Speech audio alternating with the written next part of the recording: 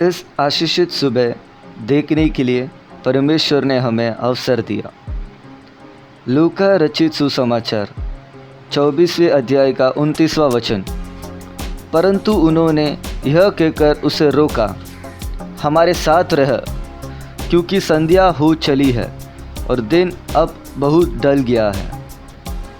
तब वह उनके साथ रहने के लिए भीतर गया। इस आशीषित वचन के आधार पर अच्छाई या भलाई के लिए मजबूर करना, इस विषय पर मनन करने हम प्रभु में आश्रय रखते हैं। बुराई के लिए मजबूर नहीं करना चाहिए, ऐसा पवित्र शास्त्र हमें सिखाता है।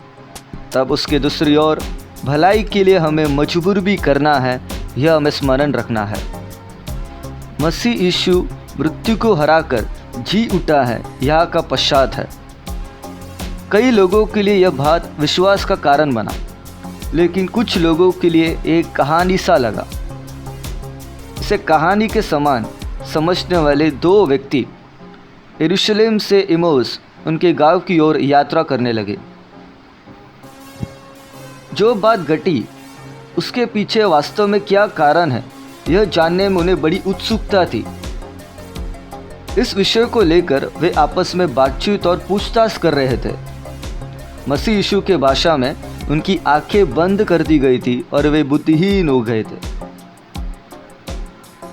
आखिर में जब उनमें समझ आ गई और उनके हृदय की नजरें प्रकाशित हुई, पवित्र शास्त्र की सच्चाई को जानकर, मसीह के जी उठने की गहराई को समझने के बाद, जो मजबूर ही नहीं होना चाहिए उससे रोककर जो मजबूर होना चाहिए उसे उन्होंने अपने जीवन में अंगीकार किया और स्वागत किया।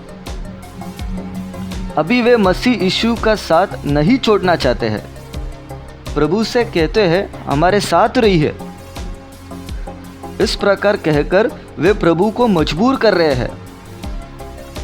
भलाई के लिए मजबूर करना अथवा विवश करना, इस विषय पर कई उदाहरण पवित्र शास्त्र में भी हम देख सकते हैं।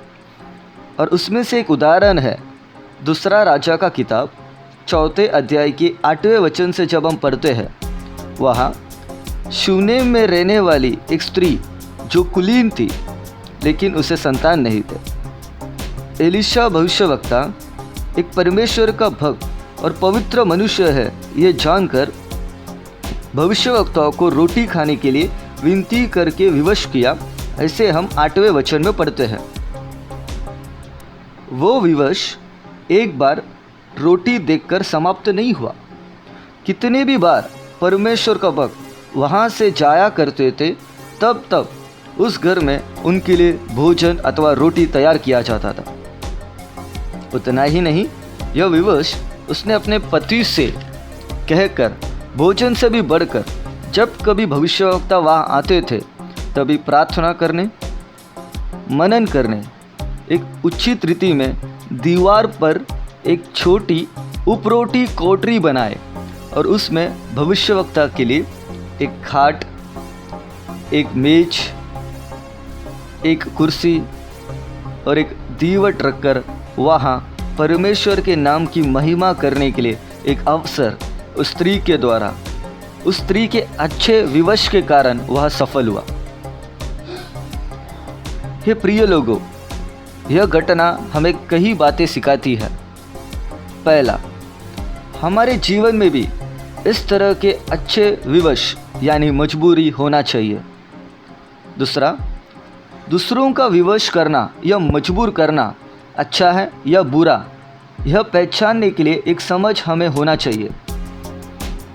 हम वचन में पढ़ते हैं, इस तरह की मधुर बातों से उसने अपने वश में लाकर मुँह के मीठी बातों से उसे विवश किया।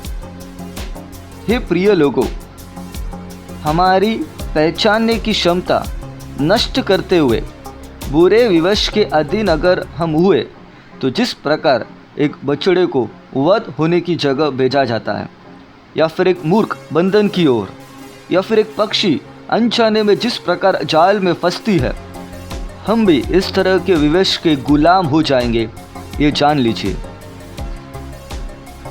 उद्धार पाकर, बपतिस्मा लेकर, मन फिराकर लुदिया को जो विवश हुआ कि उसके भवन को आराधना स्थल बना दिया। पौलुस को, सीलास को, तिमोथियुस को जो अच्छा विवश हुआ ना, यीशु ही मसीहा है, उसके विरोध करने वाले यहूदियों के लिए गवाही बन गए। इसलिए आज दिन में प्रभु हमें एक उपदेश देना चाहते हैं।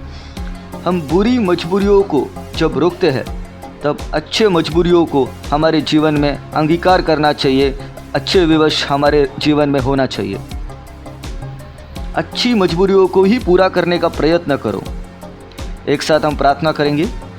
हे पवित्र पिता परमेश्वर, इस दुनिया हमें उसकी सारी अभिलाषाओं में फंसाकर हमारे आत्मिक जीवन को नष्ट करते हुए अनंत जीवन को पूरी तरह मिटाने के लिए जब विवश कर रही है, तो इसी समय में अच्छे विवश के साथ अच्छे विवश को पूरा करते हुए परमेश्वर आपकी महिमा करने आप हमें सहायता करें।